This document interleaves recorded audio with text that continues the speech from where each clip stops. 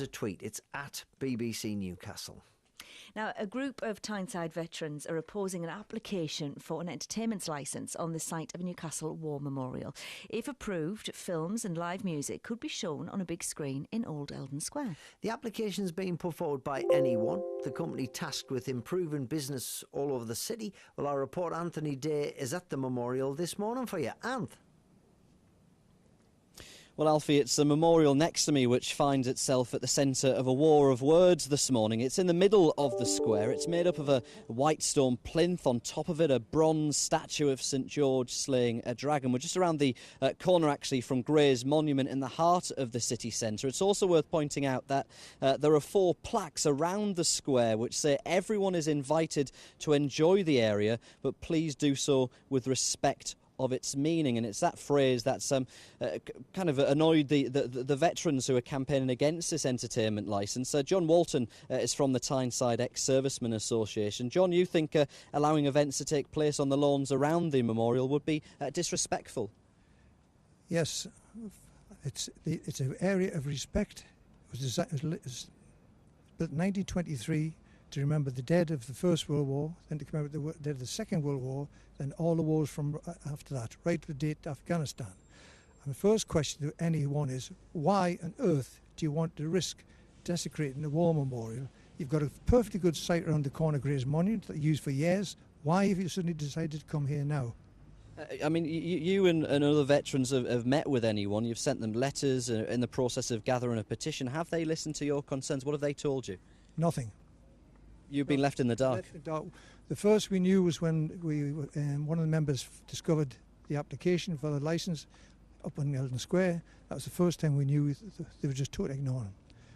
And in terms of the support you've had from other veterans and from the public, what have people been saying to you when you've been telling them what the plan is for the big screen here? Well, up to now I've had one refusal, and in a minute I've got 4 sheets on my petition. As I say, everybody's 100% behind. Nobody's refused. I'm speaking on behalf of 18 ex-service organisers. We met last Monday and it was a unanimous decision we're going to fight this. It's totally inadequate. It's totally unnecessary. It's not required.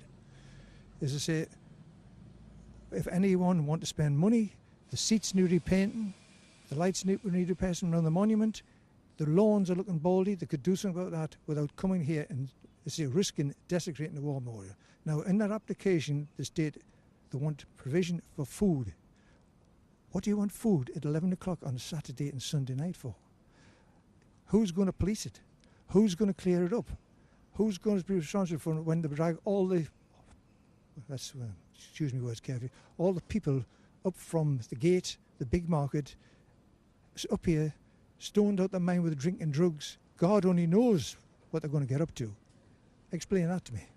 Thank you very much, John. Lots of questions, lots of concern from John here, Alfie, and I believe you've got someone in the studio there who might be able to...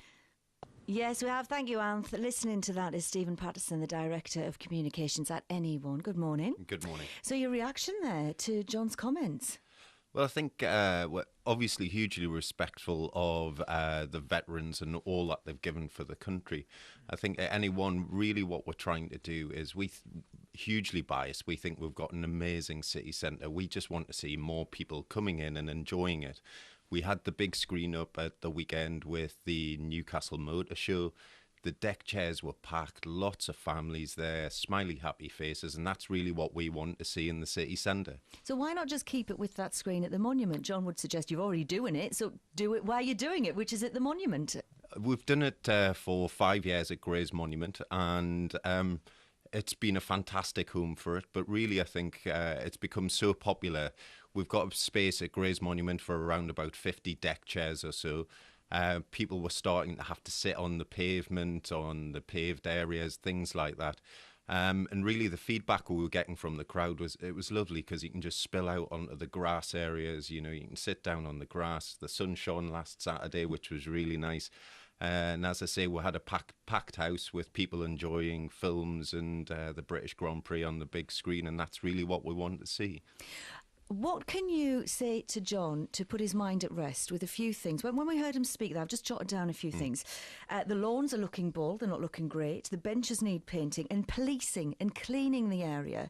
After, people come out of pubs and clubs, etc., the whole area could end up very littered and really quite damaged and unkempt. How could you put his mind at rest to say that won't be the case? Well, certainly we are our street rangers, the Anyone Street Rangers and Clean team, do a sweep of the area before the movies start and also after each showing as well. So we do very much leave places better than we found them. That is very much an approach of ours. Beyond that, our film screenings end at 8 o'clock. The premises licence, there's premises licences for Gray's Monument, Northumberland Street, Quayside, etc. And this was the one area that wasn't done, as Eldon Square was currently getting developed when they did the rest of the premises licences. And really, our films will finish at 8, but it's quite a robust structure for planning events moving forward. The application's slightly ambiguous because it says, while you're not seeking consent for the sale or supply of alcohol, however, there is an application for late night refreshments. Yeah. So no booze. No booze. That's. There are already, I think, 5 alcohol licenses in Old Eldon Square. Prezzo, Wagamamas, that type of thing. But we're certainly not applying for that. We just want to put the screen there for the summer. As I say, free film screenings. That's all we want to do. The rest of the premises license really just brings that up to speed with the premises licenses in place on the Quayside, Gray's Monument, etc. How would you stop people from maybe sitting at the War Memorial, sitting on the War Memorial? There's a big cast iron railing all the way around the War Memorial, and the premises license expressly states that the War Memorial does not form part of this premises licence.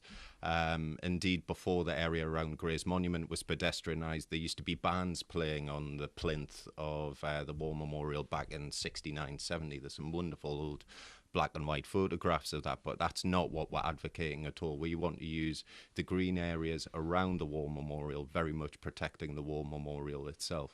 We've still got John with us. John, having heard what Stephen has had to say, how do you feel about things moving forward now?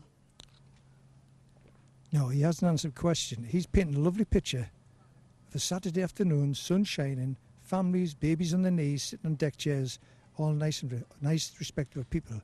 Our concern is 11 o'clock and 12 o'clock on a Saturday night when all the drunks and druggies are out. The police can't control the big markets, so never mind your wardens controlling it. But as I say, our film screenings would end at 8 o'clock.